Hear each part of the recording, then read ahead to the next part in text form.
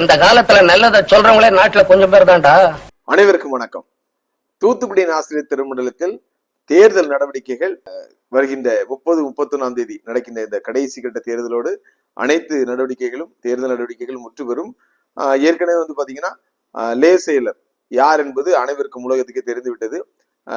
One side வெற்றி. அதனால பாத்தீங்கன்னா அண்ணன் எஸ்.டி.கே. ராஜன் அவர்கள் தான் நிச்சயமாக தூத்துக்குடி ஆசிரியர் திருமண்டலத்தின் லே செயலராக பதவியேற்க போகிறார்கள். அதுபோல திருமண்டலத்தின் பொருளாளராக திருமண்டல மீட்பு இயக்கத்தின் தலைவர் அண்ணன் டி.கே.எம். ஜான்சன் அவர்கள் தான் பாத்தீங்கன்னா பதவியேற்க போகிறார்கள் என்பது வெட்ட வெளிச்சமாக அனைவருக்கும் தெரிந்துவிட்டது. இந்த சமயத்துல பாத்தீங்கன்னா எதிர்கட்சிகள் என்ன செய்வதென்று தெரியாமல் இதையே பிழைப்பாக நம்பிக்கொண்டிருந்தவர்கள் இன்னும் பிழைப்பு போயிடுச்சு அப்படிங்கிறதுனால மீடியா நண்பர்களை அழைத்து கொண்டு வந்து புலம்பிக் கொண்டிருக்கிறார்கள் சொல்லலாம். அதாவது நாங்க என்ன பேசுறேன்னே தெரியாம பேசிட்டு இருக்காங்க. இவர்கள் பாத்தீங்கன்னா கிட்டத்தட்ட அரை மணி நேரத்துக்கு மேல என்ன பண்றாங்க, கதறி இருக்காங்க. இந்த கதறலுக்கு பாத்தீங்கன்னா நான் ஒரே ஒரு கேள்வியை மட்டும் கேட்கிறேன், அதுக்கு நியாயமாக பதில் சொல்லுங்க. அதாவது முன்னாள் நீதிபதி ஜோதிமணி ஐயா அவர்கள் பாத்தீங்கன்னா தேர்தலை நியாயமாக நடத்தவில்லை என்றால் நீங்கள் எப்படி 65% வெற்றி பெற்றதாக சொன்னீர்கள், இதற்கு நீங்க பதில் சொல்லுங்க. அப்படி என்றால் நீங்க வெற்றி பெற்றது தவறான வெற்றியா, இல்லை என்றால் ஜோதிமணி அவர்கள் பாத்தீங்கன்னா ஒரு தலைப்பட்சமாக, இப்ப நீங்க சொல்றீங்க ஒரு தலைப்பட்சமாக, நீங்க எஸ்.டி.கே. ராஜன் அவருக்கு பாத்தீங்கன்னா ஒரு தலைப்பட்சமாக நடந்தாரு சொல்றீங்க இல்லையா? அப்போ ராஜன் தானே ஜெயித்திருக்கணும், அவங்க தானே 65% வந்திருக்கணும். இப்ப நீங்கள் 65% வெற்றி பெற்றதாக நீங்கள் சொல்வதை வைத்துக் கொண்டு நான் சொல்கிறேன், ஐயா அவர்கள் பார்த்தா அப்ப உங்களுக்கு தான் சப்போர்ட் பண்ணிருக்காங்க, இல்லாட்டினா நீங்க தெல்லுமுள்ளு பண்ணி ஜெயிச்சிருக்கீங்க. இதுல ரெண்டு எது உண்மைங்க நீங்க என்ன பண்ணுங்க, ஒத்துங்க, அதுக்கப்புறம் நம்ம பேசுவோம். சரியா? இதுதான் உங்களுக்கு விடை.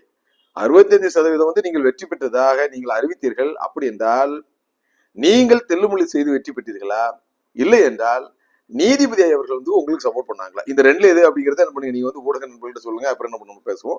நீதிபதி ஜோதிமணி ஐயா அவர்கள் பாத்தீங்கன்னா தேர்தலை நியாயமாக நடத்தினாலும் நீங்கள் தொடர்ந்து நாங்கள் 65% வெற்றி பெற்று விட்டோம் என்று சொன்ன உடனே மக்கள் யோசித்தாங்க, ஆஹா அப்படித்தான் இருக்கும் போல இருக்குன்னு சொல்லி என்ன பண்ணாங்க, இந்த கவுன்சில் என்ன பண்ணாங்க, ஒட்டு மொத்தமா சேர்ந்து ஆஹா இந்த ஊழல் ஆட்சி திரும்ப வந்துடக்கூடாதுன்னு சொல்லி உங்க அணியில உள்ளவங்களும் சேர்ந்துதான் என்ன பண்ணாங்க, வச்சு செஞ்சாங்க.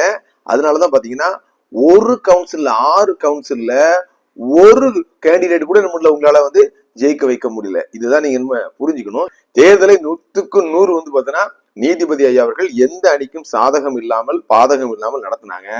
நீங்கள் செய்த பிழைகள், நீங்கள் செய்த பாதகங்கள் உங்களை இன்று பாதாளத்துக்கு தள்ளி இருக்கிறது. நிச்சயமாக இந்த தூத்துக்குடி ஆசிரியர் திருமணத்தில் இனிமேல் இந்த அணி என்று ஒன்று இல்லாமல் போகும் என்ற அளவுக்கு பாத்தீங்கன்னா மிகப்பெரிய ஒரு தோல்வியை உங்களுக்கு கொடுத்திருக்கிறார்கள். அதை பாடமாக எடுத்து என்ன பண்ணுங்க, செயல்படுங்கள். மற்றபடி நீங்கள் அடுத்தவர்களை குறை சொல்லிக் கொண்டு ஆட்சி நடத்துவதற்கோ இல்லை என்றால் அனுதாபம் பெறுவ முயற்சி செய்வதோ நடக்காது என்பதை இதன் மூலமாக தெரிவித்துக் கொள்கிறேன். சரி, ரைட்டு, விடுங்க, அவங்க புலம்பில் போட்டோம். அடுத்து இந்த 30ஆம் தேதி நடைபெற இருக்கின்ற அந்த ஆபீஸ் பேரர் எலெக்ஷன் பாத்தீங்கன்னா ஏற்கனவே சொன்னது போல பாத்தீங்கன்னா லே செக்ரட்டரி ட்ரெஷரர் பாத்தீங்கன்னா கன்ஃபார்ம். இந்த வைஸ் சேர்மன் மற்றும் பாத்தீங்கன்னா கிளரிக்கல் செக்ரட்டரி அவர்களை எப்படி தேர்வு செய்ய போகிறார்கள் என்பது பாத்தீங்கன்னா இந்த முறை அனைவருடைய எதிர்பார்ப்பை எகிர வைத்துள்ளது. காரணம் பாத்தீங்கன்னா இந்த தூத்துக்குடி ஆசிரியர் திருமண்டலம் மற்றும் திருநெல்வேலி திருமண்டலம் தான் பாத்தீங்கன்னா இந்த 2 அணியினராக போட்டி போட்டு இந்த 2 அணியினரோட என்ன பண்றாங்க, ஆயர்களும் கூட்டணி வைத்துக் கொண்டு என்ன பண்றாங்க, தங்களை ஒரு அணியினராக பறைசாட்டி கொண்டு அவர்கள் சார்பாக போட்டிடுறாங்க. இது ஒரு தவறான செயல் என்பது பாத்தீங்கன்னா ஒட்டுமொத்த திருமண்டலத்தில் உள்ள அனைத்து அரசியல் நோக்கர்கள் மற்றும் பாத்தீங்கன்னா ஆன்மீகவாதிகளுடைய கருத்தாக வெளிப்படையாக இப்பொழுது தெரிகிறது. எனவே இந்த முறை பாத்தீங்கன்னா இந்த வைஸ் சேர்மனா இருக்கட்டும், கிளரிக்கல் செக்ரட்டரியா இருக்கட்டும், ஈவன் பிஷப்பா இருக்கட்டும், அணி சார்பாக இவர்களை பாத்தீங்கன்னா முன்னிறுத்தாமல் ஓப்பன், அதாவது எல்லாரும் பாத்தீங்கன்னா ஆதரிக்கிற ஒரு வைஸ் சேர்மன், அது போல கிளரிக்கல் செக்ரட்டரி, அது போல பிஷப், இவர்களை தேர்வு செய்ய வேண்டும் என்பது பாத்தீங்கன்னா மூத்த குருவானவர்கள், ஓய்வு பெற்ற குருவானவர்கள், தற்பொழுது நடுநிலையாக இருக்கின்ற அனைத்து குருவானுடைய ஆசையாக இருக்கிறது. அதற்கான வாய்ப்பை கண்டிப்பாக தற்பொழுது ஆட்சிக்கு வர இருக்கின்ற அண்ணன் எஸ்.டி.கே. ராஜன் அண்ணனுடைய அணியினர் பாத்தீங்கன்னா திறந்த மனதோடு இதை செய்ய வேண்டும் என்று விரும்புகிறார்கள். காரணம் பாத்தீங்கன்னா இந்த ஆயர் பணி என்பது பாத்தீங்கன்னா அரசியலுக்கு முற்றிலுமாக அப்பாற்பட்டது. ஆனாலும் இந்த ஆயர்கள் பாத்தீங்கன்னா ஏதாவது ஒரு அணியில் பயணம் செய்து கொண்டு தங்களுக்கு ஏதாவது ஆதாயம் கிடைக்குமா என்று தொடர்ந்து என்ன பண்ணியிருக்கிறார்கள், அந்த ஆதாயங்களை எதிர்பார்த்து வழிவிலகி போகிறார்கள். பெரிய ஒரு அவமானத்தையும் ஒரு அவப்பெயரையும் ஏற்படுத்திக் கொண்டிருக்கிறார்கள். எனவே இதற்கு முற்றுப்புள்ளி வைக்க வேண்டும் என்றால் தற்பொழுது ஒரே சைடு ஒன் சைடா வைத்திருக்கீங்க. சோ அதனால பாத்தீங்கன்னா நிச்சயமாக இது போன்ற ஒரு சவாலான முடிவுகளை, ஒரு நல்ல முடிவுகளை உங்களால் எடுக்க முடியும். எனவே இதே பாத்தீங்கன்னா திருமண்டல் மக்கள் சார்பாகவும் அனைத்து ஆயர் மக்கள் சார்பாகவும், அதாவது மெஜாரிட்டியான ஆயர்கள் இப்பதான் அப்படிதான் விரும்புறாங்க.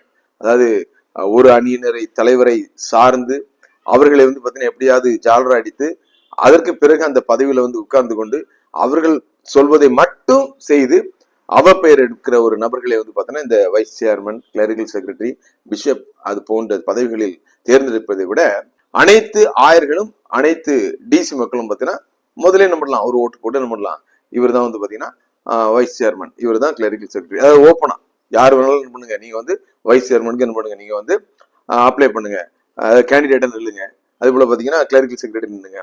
எல்லாரும் சேர்ந்து என்ன பண்ணலாம், ஓட்டு போட்டு அவர்கள் என்ன பண்ணலாம், முதலாவது ஓட்டு யார் வருதோ அவங்களே என்ன பண்ணலாம் எடுக்கலாம். அப்படிங்கிறது இந்த முறை பாத்தீங்கன்னா ஓங்கி ஒழிக்கிறது. அணி சார்பாக துணைத் தலைவர், கிளரிக்கல் செக்ரட்டரி மற்றும் பிஷப்களை தேர்வு செய்யாமல் அனைவரும் ஆதரிக்கின்ற பேராயர், உதவி தலைவர், அதுபோல கிளரிக்கல் செக்ரட்டரி இவர்களை தேர்வு செய்யுமாறு அன்போடு கேட்டுக்கொள்கிறோம்.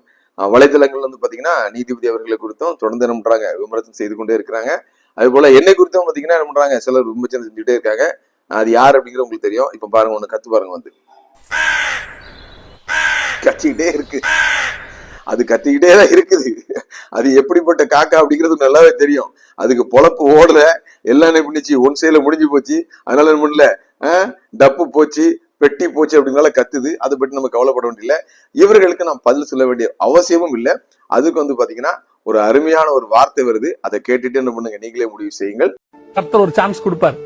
உன்னை பேசினவனுக்கு முன்பாக உன்னை உயர்த்துகிற ஒரு சான்ஸ்.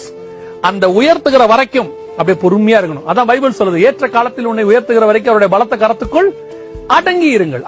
அப்படியே அமைதியா இருங்க. அதுதான் கர்த்தர் உங்களுக்கு வச்சிருக்கிற குவாலிட்டி, ராஜாவுடைய குவாலிட்டி, பெரிய பெரிய கிங்ஸ் குவாலிட்டி. பேசுறதுக்கெல்லாம் உடனே பதில் கொடுக்க கூடாது. கேட்கறதுக்கெல்லாம் உடனே கோவப்பட்டு ரியாக்ட் பண்ணக்கூடாது. பேசுறியா, பேசிட்டு போ. ஏன், உனக்கு பதில் கொடுக்கிற அளவுக்கு அந்த கேள்வி ஸ்டாண்டர்ட் கிடையாதுன்னு அர்த்தம். அவனுக்கு நின்று நம்ம பதில் கொடுக்கிற அளவுக்கு அவன் கேள்வி ஸ்டாண்டர்ட் எல்லாம் கிடையாது. நமக்கு வேற வச்சிருக்கிற ஆண்டவர். நம்ம போயிட்டே இருப்போம், அவங்க பாட்டு பேசிட்டே இருக்கட்டும். அவங்க பேசுறவங்க அந்த மூலையிலேயே தான் இருப்பாங்க. ஆனா பேசாத இருக்கிற உன்னை என்னையும் கர்த்தர் உயரத்துல கொண்டு மேல உட்கார வச்சிருப்பாரு.